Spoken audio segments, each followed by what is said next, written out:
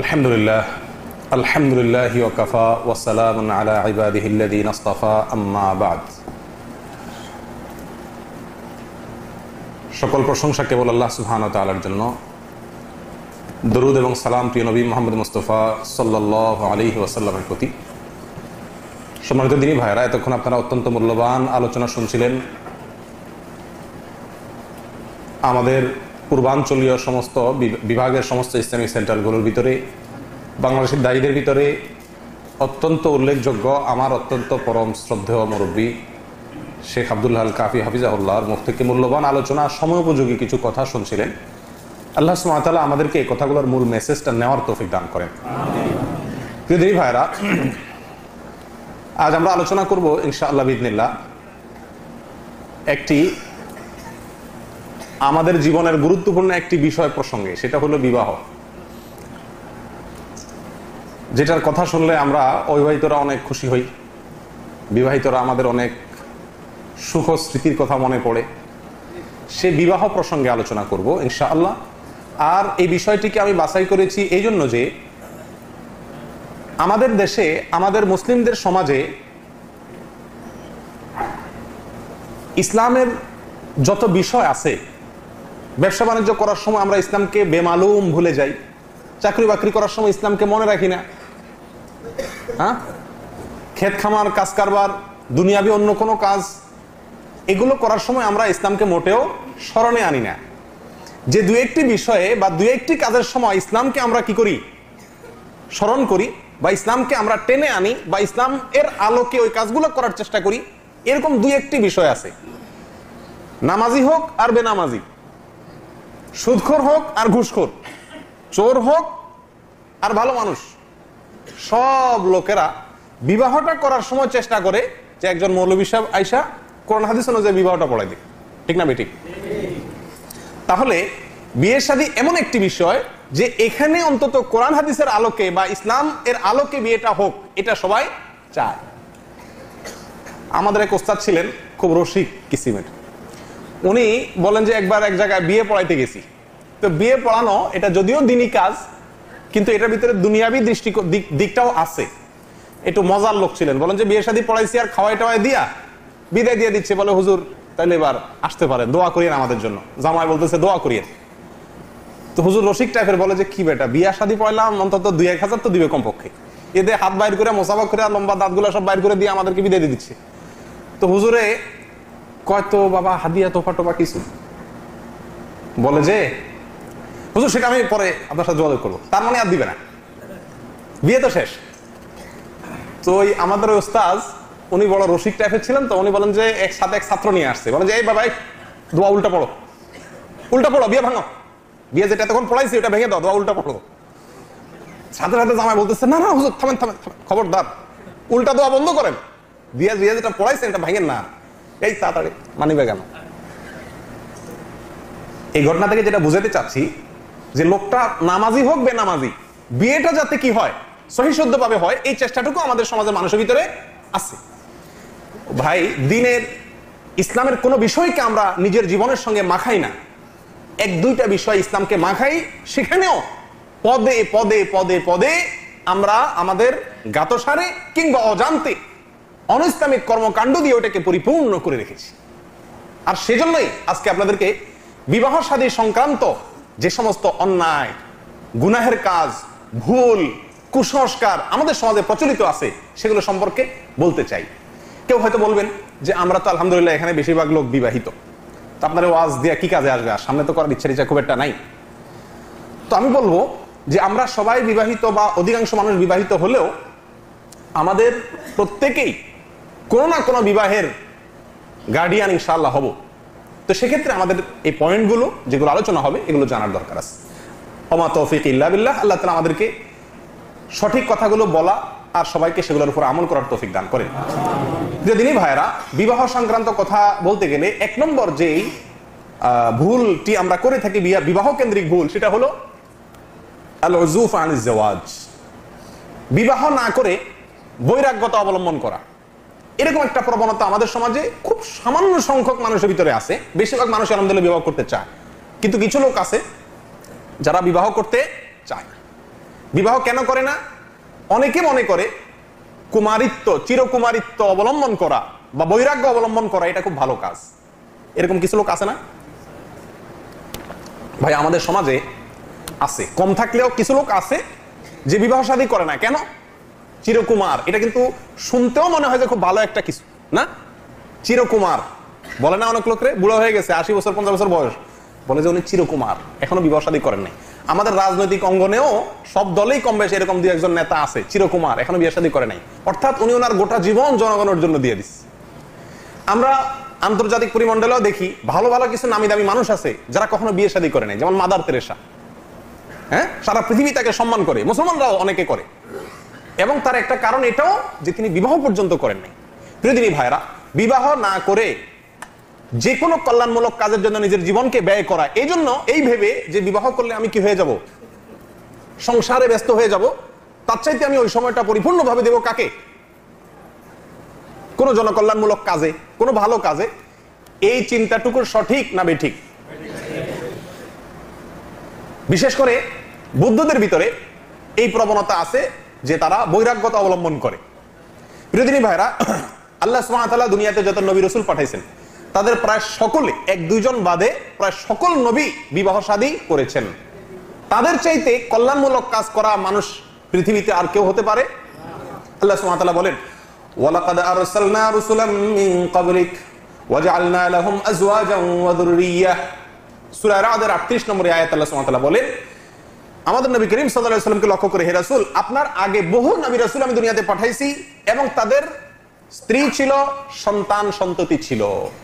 তাহলে আমাদের নবী এবং তার আগে যত নবী ছিলেন তাদের প্রায় সকলকে, এক দুইজন বাদে প্রায় সকল নবীকেই আল্লাহ সুবহানাহু ওয়া তাআলা বিবাহ শাদী, সংসার এগুলোর সঙ্গে জড়িত করেছেন। তাহলে বোঝা গেল যে ভালো মানুষ হওয়ার জন্য বিবাহ কোনো বাধা নয়, বরং বিবাহ করা একটা ভালো কাজ। বিবাহ করা কি একটা ভালো কাজ? আচ্ছা, বিবাহ করা কি ফরজ না সুন্নাত? আপনাদের কি মত? সুবহানাল্লাহ। আচ্ছা, কিছু কিছু লোক ব্যতিক্রম বলছেন, যারা ফরজ পক্ষে তারা হাত তোলেন। ইয়া আল্লাহ, তো ম্যাক্সিমাম মানুষ ফরজের পক্ষে। ঠিক আছে, বিবাহ করা সুন্নাত এর পক্ষে যারা আছে তারা হাত তোলেন, মাত্র 3-4টা হাত। ঠিক আছে, নামান। এই প্রশ্ন আমার কাছে বহুবার মানুষ করছে ফোন করে যে শেখ, বিবাহ কি ফরজ না সুন্নাত? আমাদের সমাজে প্রচলিত আছে বিবাহ সম্পর্কে যে বিবাহ করা কি ফরজ। খুব জোর করে বলে, এটা মজার ইবাদত, তো এটা ফরজ, খুব জোর করে বলে। ভাই, কথা ঠিক আছে, বিবাহ ফরজ হয় বিশেষ ক্ষেত্রে, সাধারণভাবে বিবাহ ফরজ না। সাধারণ অবস্থাতে বিবাহ কি সুন্নাত।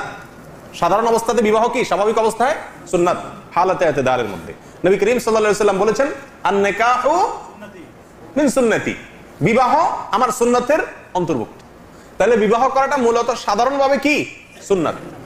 কোন ব্যক্তির জন্য সুন্নাত? যে ব্যক্তি বিবাহ করলে ভালো, গুনাহ থেকে বাঁচতে পারবে, কিন্তু না করলে সে যে কোনো গুনাহে লিপ্ত হয়ে যাবে এরকম কোনো সম্ভাবনা নাই। এই ব্যক্তির জন্য স্বাভাবিক অবস্থা, ভরণ পোষণ দেওয়ার ক্ষমতা আছে, স্ত্রীর হক আদায় করার শারীরিক ক্ষমতা আছে, এরকম স্বাভাবিক অবস্থাতে বিবাহ করা কি সুন্নাত। আর যদি এমন হয় যে না, তার বিবাহ করার সকল সক্ষমতা তার কাছে বিদ্যমান, না করলে সে গুনাহে লিপ্ত হবে নিশ্চিত, এমন কোন পরিবেশে আছে, তখন তার জন্য বিবাহ করা কি হয়ে যায়? ফরজ হয়ে যায়, নিজের আত্মরক্ষার জন্য। প্রিয়দিনী ভাইরা, যাই হোক, তাহলে এক নম্বর কথা হলো বিবাহ না করে ভালো মানুষ হওয়ার কোনো সুযোগ নাই।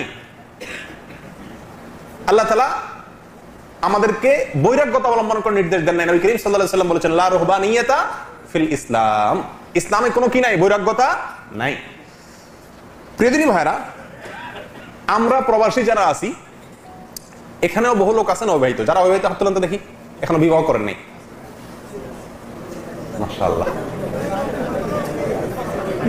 সুবহানাল্লাহ, আমাদের ক্যামেরাম্যান অবিবাহিত। যাই হোক, তো যারা বিয়ে করেননি এখনো অনেকেই আছে এই প্রবাসের বাইরে 30-35 আগ পর্যন্ত বিয়ে করে না, বিয়ে করতে চান। আমাদের সমাজের একটা চরম একটা রোগ হয়ে গেছে এখন, সেটা হলো কি 30-25 আগে তো বিয়ের কথা চিন্তাই করতে পারে না, করলে সমাজ সেটাকে কি করে, খারাপ চোখে দেখে। প্রিয়দিনী ভাইরা, এটা খুব বাজে একটা প্রবণতা। বিবাহ করতে হবে আপনার প্রাপ্তবয়স্ক হওয়ার পরে, যত দ্রুত আপনার কাছে কি আসে, স্ত্রীর হক আদায় করার মতো ব্যবস্থা হয়ে যায়, ডাইল ভাতের ব্যবস্থা হয়ে যায়, তত দ্রুত আপনাকে বিবাহ করার চেষ্টা করতে হবে। আমাদের বেশিরভাগ মানুষ বিবাহকে আমরা বিলম্ব করি কেন? যে এখনো কিছু করতে পারি না, এটা বাড়ি, এটা গাড়ি, এই সমস্ত করতে করতে বিবাহ দেরি করি। আর বিশেষ করে প্রবাসীরা তো তাদের চাহিদা আরো অনেক বেশি, বইয়ের জন্য 10 ভরি স্বর্ণ, এটা সেটা ইত্যাদি জোগাড় ছাড়া বিয়ে করে না। যারা অর্থের অভাবে বিয়েকে দেরি করছেন, বিয়ে সহজে করছেন না, তাদের জন্য একটা সুখবর আছে। সুনানে তিরমিজির একটি হাদিস, ইমাম তিরমিজি রাহিমাহুল্লাহ হাদিসটিকে হাসান বলেছেন, আর অন্যান্য হাদিসের কিতাবেও আসছে। এই হাদিসটি আবু হুরায়রা রাদিয়াল্লাহু আনহু বর্ণনা করেছেন, নবী করিম সাল্লাল্লাহু আলাইহি ওয়াসাল্লাম ইরশাদ করেছেন, সালাসাতুন হাক্কুন আলাল্লাহি আউনুহুম, 3 ব্যক্তি আছে যাদেরকে আল্লাহ তাআলা সহযোগিতা করাটা আল্লাহ নিজের উপরে কর্তব্য বানিয়ে নিয়েছেন। আল্লাহ তাআলা তাদেরকে সাহায্য করেন। 3 শ্রেণীর মানুষ। কারা কারা? আল মুজাহিদু ফি সাবিলিল্লাহ, আল্লাহর রাস্তায় যারা জিহাদ করে, ওয়াল মুকাতাব আল্লাযী ইউরিদুল আদাআ, ওই মুকাতাব, ওই গোলাম কৃতদাস যে তার মালিকের সঙ্গে কিছু সম্পদের বিনিময়ে নিজের মুক্তির চুক্তি করেছে এবং তার সদিচ্ছা আদায় করার, এই ব্যক্তিকে আল্লাহ সাহায্য করেন। আর ওয়ান নাকিহু আল্লাযী ইউরিদুল আফাফ, ওই বিবাহ ইচ্ছুক ব্যক্তি, যে ব্যক্তি বিবাহ করছে নিজের চরিত্রকে হেফাজত করার জন্য, গুনাহ থেকে বাঁচার জন্য, এই উদ্দেশ্যে যে বিবাহ করেছে, এই ব্যক্তিকে সাহায্য করা আল্লাহর কর্তব্য হয়ে যায়। তাহলে বোঝা গেল অর্থের অভাবে বিবাহ দেরি করা এটা বোকামি। ঠিক আছে ভাই? ইনশাআল্লাহ আমাদের সন্তানদের বিবাহের ব্যাপারে আমরা বিলম্ব করব না। আজকাল শহর অঞ্চলে, শহর এলাকাগুলোতে 30-35 আগে বিবাহে দেয় না, মেয়ে হোক বা ছেলে হোক। প্রিয় দিনী ভাইরা, বিবাহ দেরি করলে কি হবে? বিবাহ দেরি করলে কি হবে? বিবাহ দেরি করলে জেনা ছড়াবে, সমাজে জেনার বিস্তার ঘটবে। আল্লাহ সুবহানাহু ওয়া তাআলা বলেন, ওয়া আনকিহুল আয়ামা মিনকুম ওয়াস-সালিহিনা মিন ইবাদিকুম ওয়া ইমাইকুম ইয়াকুনু ফুকারা ইউগনিহিমুল্লাহু মিন ফাদলিহি, তোমরা তোমাদের কুমারীদেরকে বিবাহ দাও, তোমাদের যারা নেককার, তোমাদের গোলামদের মধ্য থেকে তাদেরকে, ওয়া ইমাইকুম, এবং যারা কুমারী অবিবাহিত তাদেরকে তোমরা বিবাহ দাও। বিবাহ দেওয়ার ব্যবস্থা করো, ছেলে হোক মেয়ে হোক, যারা বিবাহ করে ফেলছেন, বাবা হইছেন বা হবেন ইনশাআল্লাহ, তাদের জন্য এই আলোচনাটি। তাদেরকে বিবাহ দিয়ে দাও। ইয়াকুনু ফুকারা, তারা যদি গরিব হয়, অর্থের অভাবে থাকে, কষ্টে থাকে, ইউগনিহিমুল্লাহু মিন ফাদলিহি, আল্লাহ তাআলা তার নিজের করুণা থেকে, আল্লাহ নিজের মেহেরবানি থেকে, নিজের দয়া থেকে তাদেরকে আল্লাহ তাআলা ধনী করে দিবেন। সুবহানাল্লাহ। ভাই, ধনী হওয়ার একটা বিশেষ আমল পাওয়া গেছে, ধনী হওয়ার একটা বিশেষ উপায় পাওয়া গেছে। ছেলে মেয়ে বিয়ে করানি ধরেন, দেখবেন ইনশাআল্লাহ ধনী হয়ে গেছে।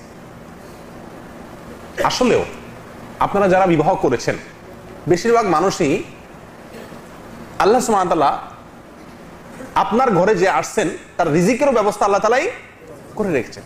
আপনার মাধ্যমে আসবে, কিন্তু তার রিজিকও আসবে আপনার কাছে।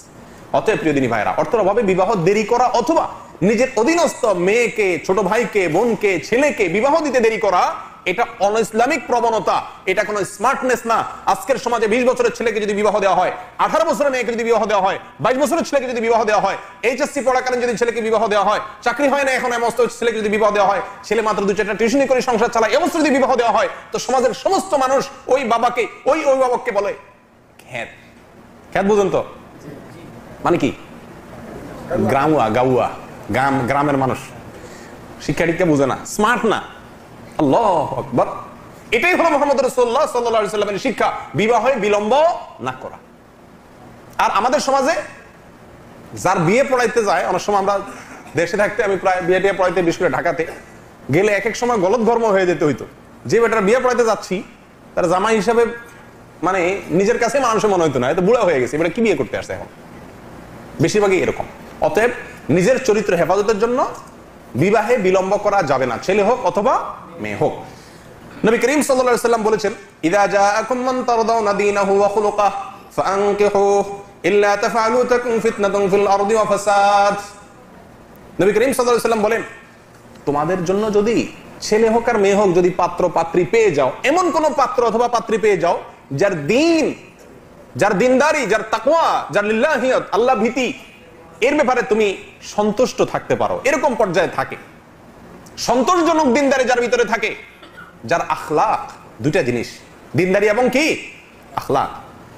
অনেকে একটা হাদিসের ভুল ব্যাখ্যা করে প্রচার করে, তুনকাহুল মারআতু লিআরবাইন, এই হাদিস দিয়া অনেকে মনে করে যে বিবাহ করতে হয় 4টা জিনিস দেখা। এখানে নবী করিম সাল্লাল্লাহু আলাইহি ওয়াসাল্লাম বলেছেন তুনকাহু, বিবাহ করা হয়, সমাজের মানুষ করে 4টা জিনিস দেখে, কিন্তু ওনার নিজের সাজেশন কি, নবীজির পরামর্শ হলো যে ইযা জাআকুম মান তারদাউনা দীনাহু ওয়া খুলুকাহ, তোমাদের কাছে যদি ছেলের জন্য প্রস্তাব নিয়ে আসে মেয়ে, অথবা মেয়ের জন্য ছেলে পক্ষ, এমন কোন ছেলে যদি পেয়ে যাও মোটামুটি যার দিনদারির ব্যাপারে, যার আখলাকের ব্যাপারে তুমি সন্তুষ্ট হও, তাহলে তাকে তোমরা কি করো? বিবাহ দিয়ে দাও। ফানকিহুহু, তাহলে তাকে বিবাহ দিয়ে দাও, দেরি করিও না। ইল্লা তাফআলু, যদি দেরি করো আরেকটু ভালো, আরেকটু ভালোর আশায়, আরেকটু পয়সা আলার আশায়, আরেকটু মালদারের আশায়, আরেকটু বাড়ি গাড়ি আলার আশায় যদি দেরি করো, তাকুম ফিতনাতুন ফিল আরদি ওয়া ফাসাদ, তাহলে আল্লাহর জমিনে ফিতনা হবে, ফিতনা, জিনা, ব্যভিচার এগুলো বাড়বে এবং ফাসাদ আসবে। প্রিয়দিনী ভাইরা, তাহলে বিবাহ যত দ্রুত সম্ভব করতে হবে চরিত্র হেফাজতের নিয়তে, এবং অধীনস্থদেরকে যত দ্রুত সম্ভব বিবাহ দেওয়ার ব্যবস্থা করতে হবে। ক্লিয়ার? আল্লাহ তাআলা আমাদেরকে তৌফিক দান করেন। তাহলে মেয়ে এমএ পাস করার অপেক্ষা করবেন না তো ইনশাআল্লাহ? ছেলে এমবিএ বিবিএ করবে সেই জন্য অপেক্ষা করবেন না তো ইনশাআল্লাহ? কয়জন বাবা পাওয়া যায় আমাদের সমাজে যে ছাত্র থাকাকালীন সময় একজন বিবাহ করানো কিন্তু খুব কঠিন। এখানে আরেক আলোচনা চলে আসে, এত পরিমাণ খরচ বিবাহ উপলক্ষে আমরা করি আমাদের সমাজে যে বিবাহটা কঠিন হয়ে গেছে, জেনা করা সহজ হয়ে গেছে। বিবাহ খুব সহজ জিনিস ভাই, খুব সহজ। ইসলাম যেভাবে বিবাহের কথা বলেছে, আপনি সেই বিবাহের কথা যদি বলেন, তাহলে আমাদের দেশের প্রত্যেকটি এইচএসসি পড়ুয়া ছেলেকে বাবা মা বিয়ে দিতে পারে, বিয়ে করাতে পারে, সেই ক্ষমতা ম্যাক্সিমাম বাবা মার আছে, কিন্তু করানো হয় না। ঠিক না বেঠিক? আপনারা করাবেন তো ইনশাআল্লাহ? জি। ফ্যামিলি প্ল্যানিং আলার এই আলোচনা শুনলে হয়তো বলবে যে আর এক খেত আসছে, আমরা পরিবার পরিকল্পনা করে লোক কমানোর চেষ্টা করতেছি, আগে আগে বিয়ে করার ফজিলত বলতেছে। তো নিজেরা আগে আগে বিবাহ করবেন সমাজ থেকে জেনার হার কমানোর জন্য। আজকে কলেজ ইউনিভার্সিটি গুলোতে যারা পড়াশোনা করে, প্রতিদিন পত্রিকার পাতা খুললে দেখা যায় এদের ম্যাক্সিমাম, এদের ভিতরে জেনা, ব্যভিচার আম ব্যাপক হয়ে গেছে। যদি এই ছেলেগুলো বেশিরভাগ বিবাহিত হতো তাহলে এর অর্ধেকও হতো না, আরো নিচে নেমে আসতো। কারণ প্রত্যেকের একটা কমিটমেন্ট থাকতো, স্ত্রী স্বামীর প্রতি, স্বামীর স্ত্রীর প্রতি। এখন তো কোনো কমিটমেন্ট নাই, সবাই ছাড়া গেল গরুর মতো। যার কারণে ছেলে হোক মেয়ে হোক, কলেজ ভার্সিটির ছেলেরা মেয়েরা বেশিরভাগ এরকম ভাবে গুনাহে লিপ্ত হয়ে যাচ্ছে। এই প্রবণতাটা বন্ধ হওয়া দরকার। সমাজের এই প্রচলনটার উল্টা পথে চলা দরকার। আপনারা চেষ্টা করবেন তো ইনশাআল্লাহ? ছোট ভাই বোন নিজেদের ছেলে মেয়েরা বিবাহের উপযুক্ত যদি হয়, বিবাহ উপযুক্ত কখন হয় ভাই? আমাদের সরকারের, আমরা যে দেশে বসবাস করি সে দেশের সরকারের আইন হলো 18 বছর, এখন বোধহয় বাড়াইছে, 21-22 করছে বোধ হয়। আচ্ছা ঠিক আছে, যে দেশে বসবাস করি সে দেশের সরকারের আইন লঙ্ঘন করার কথা আমি বলছি না, ঠিক আছে। 21 বছর যদি সরকার করে, 21 বছর বয়স হলে মোটামুটি তার চলার মতো ব্যবস্থা আপনার বা তার কাছে থাকলে দিয়ে দিতে করবেন তো ইনশাআল্লাহ? দ্বিতীয় যে জিনিসটি হয় সেটা হলো পাত্রী দেখা। পাত্রী দেখতে গিয়ে আপনার অনেকগুলো অন্যায় আমরা করি। এর ভিতরে একটা হলো পাত্রীকে পাত্র দেখার সুযোগ দেওয়া হয় খুব কম, পাত্রীকে মেয়েকে সুযোগ দেওয়া হয় কম ছেলেকে দেখার। অথবা বেশিরভাগ ক্ষেত্রে আশ্চর্যজনক বিষয় হলো আমাদের সমাজে ছেলেকে বেশি একটা দেখতেই দেওয়া হয় না, যার দেখার কথা তাকে দেখতে দেওয়া হয় না। কে দেখে? বাবা, বড় ভাই, ভগ্নিপতি, দোস্ত, দুলা ভাই, ওই তো ভগ্নিপতি, এরা না বেশিরভাগ ক্ষেত্রে মেয়ে দেখে। হারাম। আপনার ভগ্নিপতি, আপনার বাবা। এখন এটা এমন একটা বিষয়, আপনি যে আপনার বাবারে বলেন, বাবা ওই মেয়েটারে বিয়ের আগে দেখতে হলে আমি দেখতে হবে, তুমি দেখতে পারবা না, তাহলে আপনি আর ওই সংসারে ভাত পাইতে আর খাওয়ার কোনো সুযোগ থাকবে না, ঠিক না? বাপে কইব, বাপরে বাপ, এই পোলা বিয়ের আগেই বলে যে আমার আমি একলা দেখুন, বিয়ের পরে জানে কি করবো, ঠিক না? ঠিক। কিন্তু ভাই এটা ভুল, এটা ভুল। আমরা জানি না ম্যাক্সিমাম মানুষ। আপনার বাবা আপনার বিয়ের পরে তার বৌমাকে সারা জীবন দেখতে পারবে, কিন্তু বিয়ে করার আগ পর্যন্ত আপনার বাবার জন্য জায়েজ নাই ছেলের বউ কি দেখে চয়েস করা। এটা বুঝাইতে হবে ইসলাম, যেটা আমার নির্দেশ না, কোরআন হাদিসের নির্দেশ।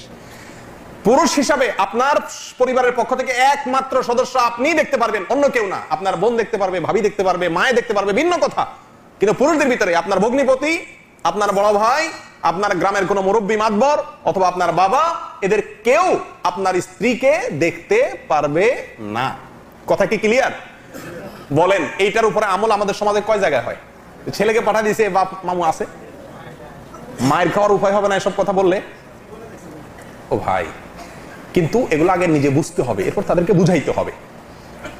প্রিয়দিনী ভাইরা, নবী করিম সাল্লাল্লাহু আলাইহি ওয়াসাল্লাম দেখার সুযোগ দিয়েছেন। আল্লাহ সুবহানাহু ওয়া তাআলা বলেন, ওয়ালা জুনাহা আলাইকুম ফিমা আরলাতুম বিহি মিন খিতবাতিন নিসা।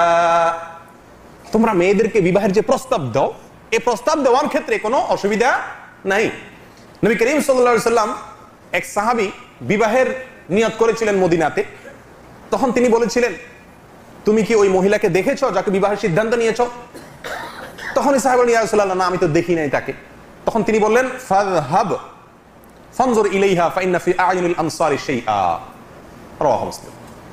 নবী করিম সাল্লাল্লাহু আলাইহি ওয়াসাল্লাম তখন বলেছেন, যাও ওই মহিলাকে তুমি দেখো, ওই মেয়েকে তুমি দেখো। অন্য হাদিসে আসছে, দেখলে মোহাব্বত বাড়বে, দেখলে তাদের ভিতরে কোনো ত্রুটি থাকলে সেটা আপনি ফিরে আসতে পারবেন। তাহলে দেখার সুযোগ করে দিতে হয়, কিন্তু দেখবে কে? ছেলে নাকি ছেলের বাবা, বড় ভাইয়ে, ভগ্নিপতিয়ে? জায়েজ নাই, গুনাহের কাজ। কিন্তু এই গুনাহের কাজটা আমাদের সমাজে হয় কি হয় না? আপনারা মেহেরবানি করে এই হারামের বিরুদ্ধে প্রতিরোধ করবেন। প্রিয়দিনী ভাইরা, তিন নম্বর যে ভুলটা হয়ে থাকে সেটা হলো, বিবাহকে কেন্দ্র করে আমাদের সমাজে এই অনাচারটা প্রচুর পরিমাণে হয়। কথার কথা, কোনো এলাকার মানুষ বিবাহ করতে আসছে কোনো গ্রামে বা কোনো এলাকাতে, ওই এলাকার মানুষের কাছে খোঁজখবর নেওয়ার চেষ্টা করে যে ছেলেটা কেমন, মেয়েটা কেমন, কোনো অসুবিধা আছে কিনা। এই মানুষ এরকম খোঁজখবর নেওয়ার চেষ্টা করে কি করে না? এই করে যখন যাদের কাছে খোঁজখবর নেওয়া হয়, এরা হয় ওই মেয়ের পক্ষের অথবা ছেলের পক্ষের কাছের লোক হয়, তাহলে একরকম হয়, আর অথবা তাদের শত্রু হয়, তাহলে আরেক রকম হয়, ঠিক না? পক্ষের লোক হলে বলে, হায় হায়, এই ছেলে এ তো ফুলের মতো পবিত্র, এই মেয়ে, এর মতো মেয়ে তো আপনি হাজার একটা পাইবেন না। যদি তাদের পক্ষের লোক হয়, মিথ্যা কথা বলে ওই লোকগুলারে ধোকায় ফেলে দেয়, বিপদে ফেলে দেয়। অথবা যদি তাদের বিরুদ্ধের লোক হয়, তো চান্স আছে, হায় হায় হায় হায় ভাই, আপনাদেরকে কি বলছে এখানে, হায় হায় রে, খবরদার আর আগায়েন না সামনে, সর্বনাশ, ঠিক না ভাই? ঠিক। এগুলা দোনোটাই, একটা হলো মিথ্যা, আর একটা হলো মিথ্যা সাক্ষ্য দেওয়া। তাকে ভালো বলা মানে কি? মিথ্যা সাক্ষ্য দেওয়া। আর একটা হলো তোহমত বা মিথ্যা হওয়া দেওয়া। এর কোনোটি ঠিক না। বিবাহ সংক্রান্ত যদি কোনো বিষয় আপনার কাছে কেউ জানতে চায়, ছেলে বা মেয়ে সম্পর্কে, আপনার কর্তব্য হলো, বা প্রত্যেকটা মানুষের কর্তব্য হলো, সঠিক যেটা সে জানে এই জিনিসটাকে তুলে ধরতে হবে। আর না হলে বলতে হবে, আমি এই বিষয়ে কিছু ক্লিয়ার জানি না। উল্টা পাল্টা বা বেশি ভালো বলতে গিয়া যদি আমরা মিথ্যা তথ্য দেই, তাহলে সেটা মিথ্যা সাক্ষ্য দেওয়ার কবিরা গুনাহ হয়ে যাবে। আল্লাহ আমাদের হেফাজত করেন। প্রিয়দিনী ভাইরা, বিবাহের ক্ষেত্রে আরেকটা ভুল হয় হলো পাত্রী বা পাত্র নির্বাচনে ভুল সিদ্ধান্ত নেওয়া। আমাদের সমাজে বেশিরভাগ ক্ষেত্রেই পাত্র বা পাত্রী নির্বাচনের ক্ষেত্রে আমরা দেখে থাকি চেহারা, সুরত, শরীরের বাহ্যিক গঠন এবং সম্পদ। এই জিনিসগুলোকে সবচেয়ে বেশি আমল আনি না? এই জিনিসগুলোকে সবচেয়ে বেশি আমল আনাটাই হলো আমাদের একটা বড় ভুল। বিবাহের ক্ষেত্রে দিনদারি, এটা আমাদের সমাজে এখন আর দেখা হয় না। এককালে শোনা হয়তো কোরআন খতম দিছে নাকি, কোরআন খতম হলো দিনদারি, এখন সেটাও করা হয় না, জিজ্ঞাসা করা হয় না। প্রিয় দিনী ভাইরা, দেখুন নবী করিম সাল্লাল্লাহু আলাইহি ওয়াসাল্লাম বলেছেন, আদ-দুনিয়া কুল্লুহা মাতা, দুনিয়া আল্লাহ তাআলা যা রেখেছেন সবকিছুই উপভোগ করার মতো। ওয়া খায়রু মাতা'আদ দুনিয়া আল মারআতু সালিহা, দুনিয়ার সবচেয়ে উত্তম এবং শ্রেষ্ঠ উপভোগের বস্তু হলো নেককার স্ত্রী। একজন আল্লাহ ভীরু, মুত্তাকি, পরহেজগার, কোরআন এবং সুন্নাহের অনুসারী স্ত্রী যদি আপনি পান, এরকম মেয়ে যদি ঘরে আনতে পারেন, তো পৃথিবীতে যত উপভোগের বস্তু আছে তার ভিতরে সবচেয়ে শ্রেষ্ঠ উপভোগের বস্তু আপনার ঘরে চলে আসলো। কোটি কোটি টাকা ব্যয় করে আপনি আপনার বাড়িকে, আপনি আপনার বাংলোকে সাজালেন, লক্ষ লক্ষ টাকা দিয়ে ফার্নিচার দিয়ে সাজালেন, তো মনে রাখবেন নবী করিম সাল্লাল্লাহু আলাইহি ওয়াসাল্লামের ভাষ্য অনুপাতে ওয়া খায়রু মাতা'আদ দুনিয়া, দুনিয়ার সবচেয়ে উপভোগ্য বস্তুটি হলো আপনার নেককার স্ত্রী। অতএব স্ত্রী অথবা স্বামী, ছেলে অথবা মেয়ে, দুইটার ক্ষেত্রে নির্বাচনের ক্ষেত্রে প্রাধান্য দিতে হবে কোনটাকে? দিনদারিকে। আজ দিনদার কিন্তু দিনমজুর, এটা কোম্পানিতে গরিব মানুষ 300-400 রিয়াল স্যালারি পায়। কয়জন মানুষ আছে নিজের বোন তার সাথে বিয়ে দিতে প্রস্তুত আছেন? এগুলো খুব কঠিন বাস্তবতা। আমরা বেশিরভাগ মানুষ এই সমস্ত বিষয়ে কি করতে চাই না, স্যাক্রিফাইস করতে চাই না। পয়সাটা আগে দেখি, এরপর অন্য কিছু। এই জন্য বেশিরভাগ বিবাহই কি হয়? অশান্তির কারণ হয়ে থাকে। প্রিয়দিনী ভাইরা, নবী করিম সাল্লাল্লাহু আলাইহি ওয়াসাল্লাম আমাদেরকে দুনিয়ার শ্রেষ্ঠ সম্পদ বলেছেন নেককার বিবিকে। আল্লাহ সুবহানাহু ওয়া তাআলা বলেন কি দেখেন, ওয়ালা আমাতুম মুমিনাতুন খায়রুম মিন মুশরিকাতিন ওয়ালাউ আ'জাবাকুম ওয়ালা আবদুম মুমিনুন খায়রুম মিন মুশরিকিন ওয়ালাউ আ'জাবাকুম। মেয়ে হোক আর ছেলে হোক, ইমানদার যদি হয় তো মুশরিকের চাইতে বেস্ট। যদিও তোমাদের কাছে ভালো লাগে অনেক সময় ওই ফাসেক, মুশরিক, শিরক করে অথবা গুনাহের কাজে লিপ্ত, এরকম 2 নম্বর লোক তোমাদের কাছে বেশি পছন্দ, পয়সা করে আছে সেজন্য। কিন্তু বাস্তবে ভালো এবং বেস্ট হলো ইমানদার এবং দিনদার, পরহেজগার, মুত্তাকি। অতএব সেই দিকটাকে লক্ষ্য রেখে তারপরে কি করতে হবে? আপনার বিবাহ করার চেষ্টা করতে হবে।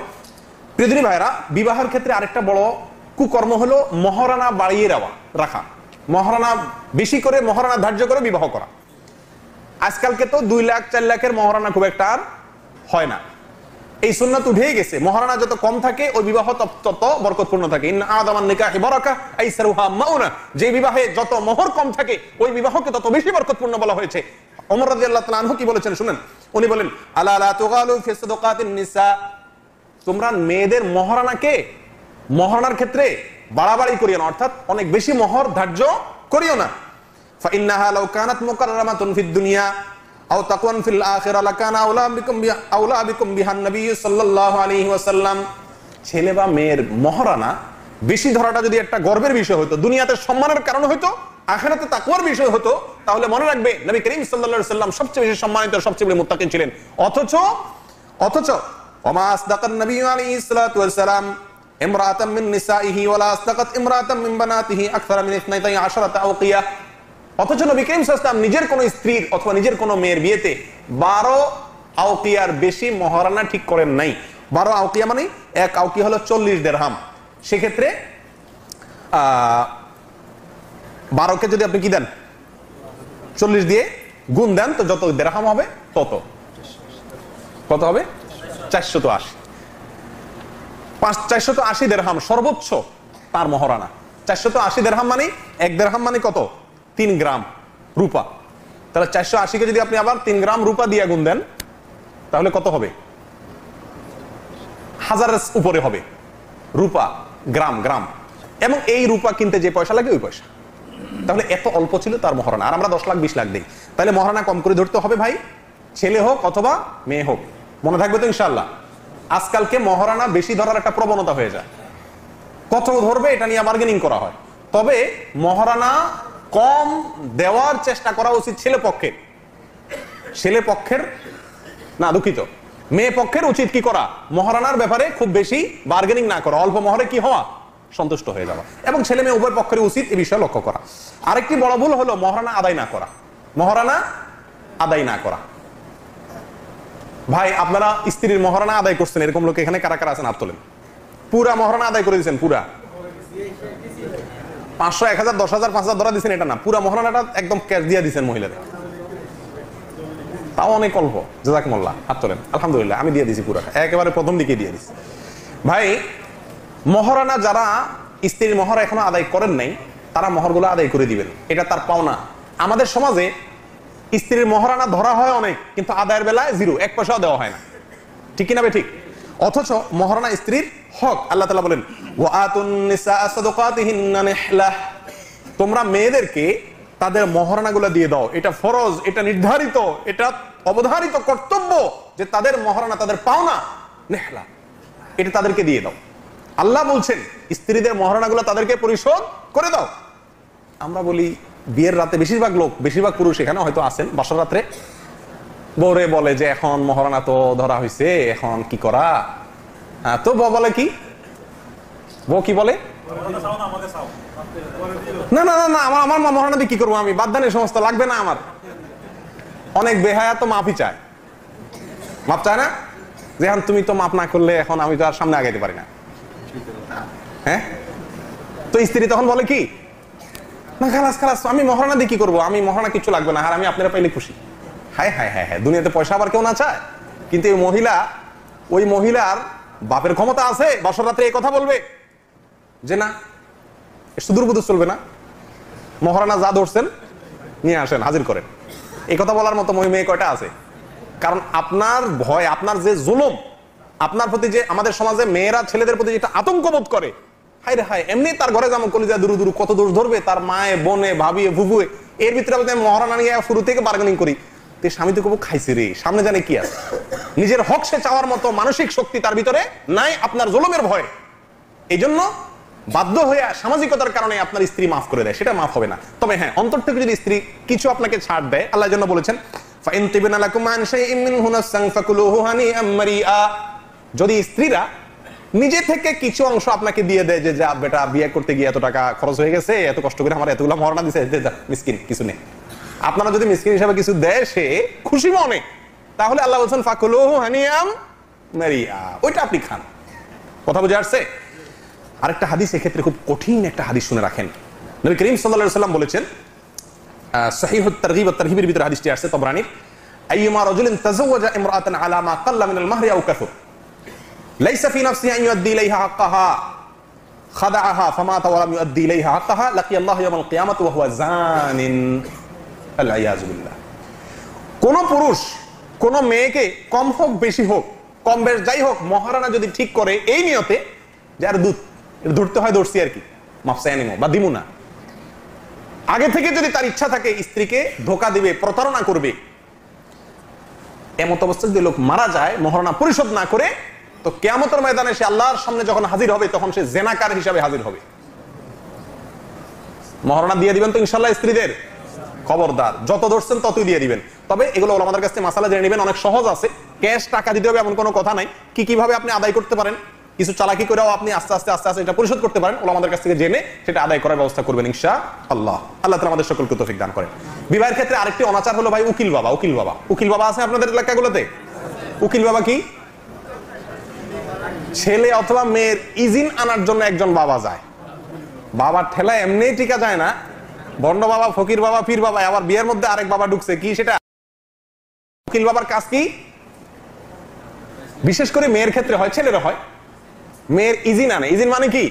অনুমতি, যে মা অমুকের সাথে অমুকের তোমার সাথে বিয়ে দিচ্ছি, তুমি রাজি নেই? মেয়ে বলে হ্যাঁ আসি।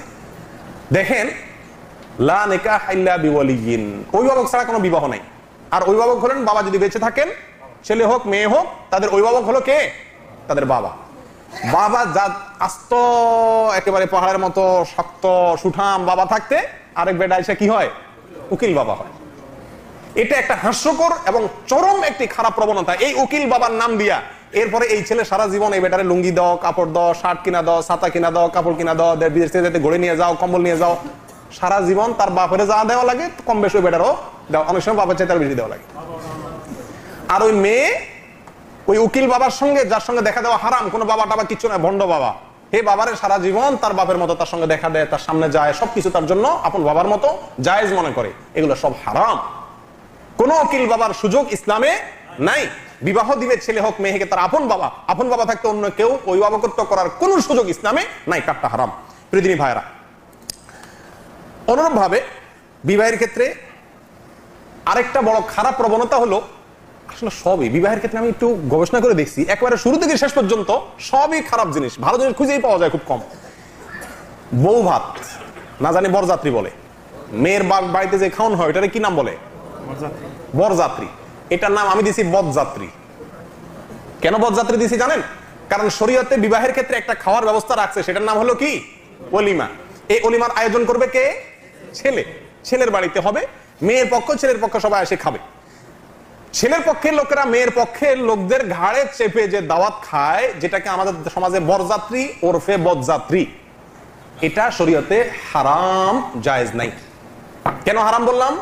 এজন্য বললাম যে আমাদের সামাজিক প্রেক্ষাপটে এখন এটা রীতিমতো চুক্তি করে, দাবি করে, জোর করে মেয়ের পক্ষকে রাজি করানো হয়। আমাদের 200 লোক আসবে, আমাদের 300 লোক আসবে, বার্গেনিং করা হয়, অথচ একটি লোকেরও ওই বাড়িতে যায় খাওয়ার কোনো অধিকার ইসলাম দেয় নাই। আলহামদুলিল্লাহ, আমি বিবাহ করেছি আমার শ্বশুর বাড়িতে, বিবাহের সময় 5-7 জন লোক আমার সাথে গেছে, এরপর থেকে এ পর্যন্ত আর এই 5-7 জন লোক এই 12 বছরে আমার বিবাহ শ্বশুর বাড়িতে আমি নেই নি, আলহামদুলিল্লাহ।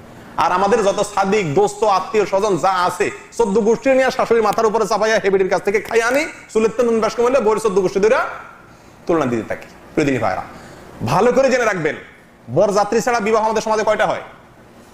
আপনারা দেখি বুকে হাত দিয়ে বলেন তো, কে কে বরযাত্রী না যায় বিয়ে করছেন? নিজের বিয়েতে বরযাত্রী অ্যারেঞ্জ করেন নাই, এরকম কয়জন আছেন? 2টা হাত উঠছে মাশাআল্লাহ, 4টা হাত উঠছে মাশাআল্লাহ। হ্যাঁ, সুন্দর কথা বলছে।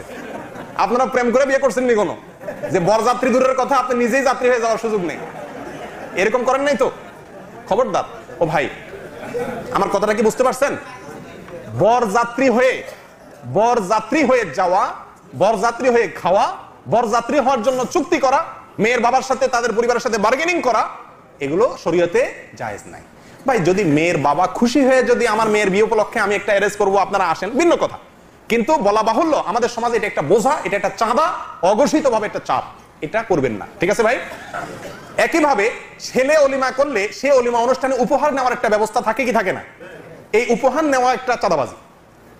এই উপহার নেওয়া কি আমি বলছি না, সবই সর্বাঙ্গে ব্যথা, ঔষধ দেব কোথা। বিবাহ সংক্রান্ত সব কাজগুলো, বেশিরভাগ কাজগুলো উল্টাপাল্টা। আপনারা যারা বিবাহ করছেন উপহার নেন নাই, এরকম কে কে আছেন হাত তোলেন? আপনার বিয়ের অনুষ্ঠানে, দাওয়াতের অনুষ্ঠানে উপহার নেন নাই কারোর কাছ থেকে? এত কম হাত? কি সব ফকির মিসকিন নাকি আপনাদের এলাকায়? কি রে ভাই, নাকি সবাই মাসালা বুঝে উপহার নেন নাই? ভাই বিয়ের অনুষ্ঠানে উপহার নেওয়া এটা অঘোষিত চাঁদাবাজি। নবী করিম সাল্লাল্লাহু আলাইহি ওয়াসাল্লাম বলেছেন লা ইয়াহিল্লু মাল ইমরিইন মুসলিমিন ইল্লা বিতিবি নাফসি, সহিহ মুসলিম হাদিস। কোন মুসলিমের মাল আপনার জন্য জায়েজ হবে না তার মনের সন্তুষ্টি ছাড়া। ভাই বিয়ের অনুষ্ঠানের দাওয়াত পাওয়া আমাদের দেশে একটা জুলুম, ঠিক না ঠিক?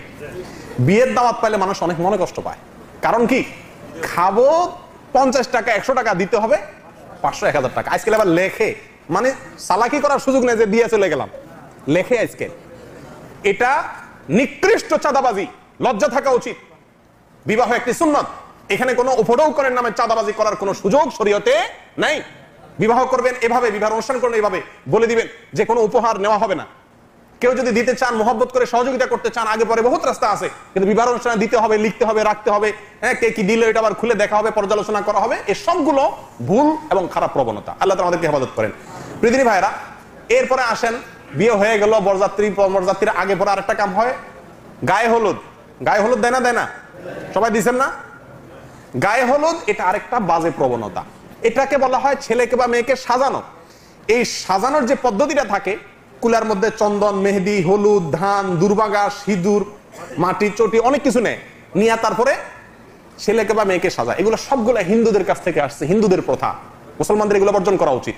আর এগুলোর সবচেয়ে খারাপ দিক হলো, ছেলেকে তার ভাবিরা তারা সাধারণত সাজায়, মেয়েকে মেয়েরা সাজা, ঠিক আছে, কিন্তু মেয়ের সাজানোর ক্ষেত্রে অনেক ক্ষেত্রে দেখা যায় তার আত্মীয় স্বজনের ভিতরে পুরুষরা সেখানে ইনভলভ হয়ে যায় এবং অনেক গুনাহের সেখানে উপলক্ষ তৈরি হয়। আল্লাহ তাআলা আমাদেরকে হেফাজত করেন। সবচেয়ে বড় কথা হলো, এই কুলার উপরে এই সমস্ত নিয়ে এই সাজানোর এই প্রথাটা মূলত ভারতবর্ষে আসছে হিন্দুদের কাছ থেকে, এবং এই সাজানোর মূল আয়োজনটাই হলো হিন্দুদের পুরা হিন্দুয়ানি প্রথা, যেটা অনেক লম্বা চড়া ইতিহাস আছে, সবগুলো বলার সময় এখন নাই।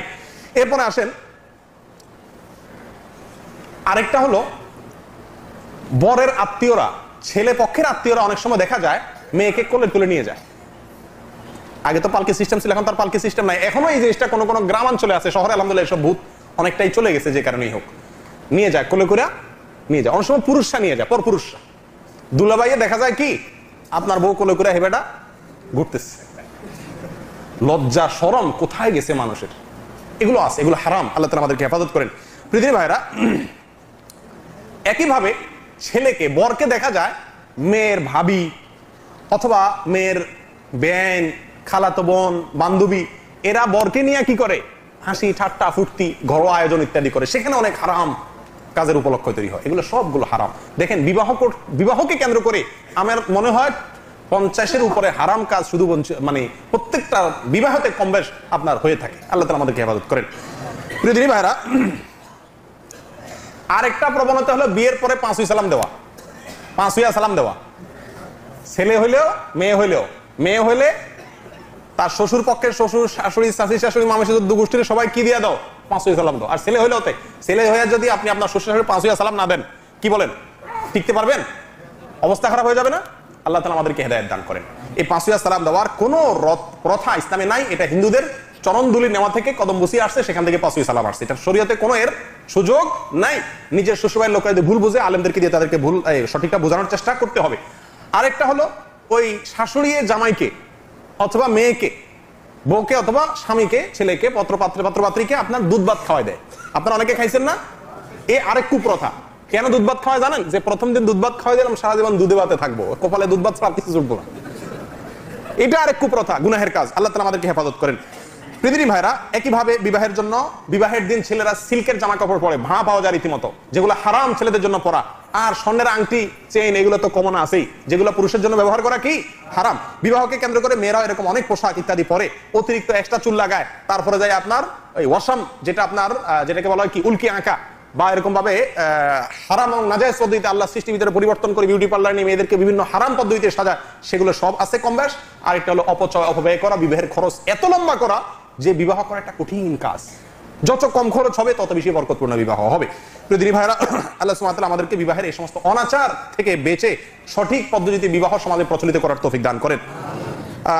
আর কয়েকটা পয়েন্ট আছে, আমি শুধু পয়েন্টগুলো বলে শেষ করে যাচ্ছি। আজকাল ছবি উঠানোর বিমারি দেখা দিচ্ছে, ছবি ভিডিও অপ্রয়োজনে, বিশেষ করে বিবাহ সাথে কেন্দ্র করে ছেলে মেয়েরা একসাথে মিক্স করে ছবি উঠানো, এটা আরেক হারাম কাজের এরকম ভাবে প্রবণতা। মেয়েরা বিবাহে যায়, বিবাহ অনুষ্ঠানে মেয়েদের যাওয়াটা এই যুগে বন্ধ করা উচিত, একান্ত প্রয়োজন না হলে। কারণ সেখানে সাধারণত মেয়েরা সেজেগুজে যায়, সুগন্ধ ব্যবহার করে যায়, যেগুলো হারাম, শরীয়তে হাদিসে স্পষ্ট নিষেধ আছে।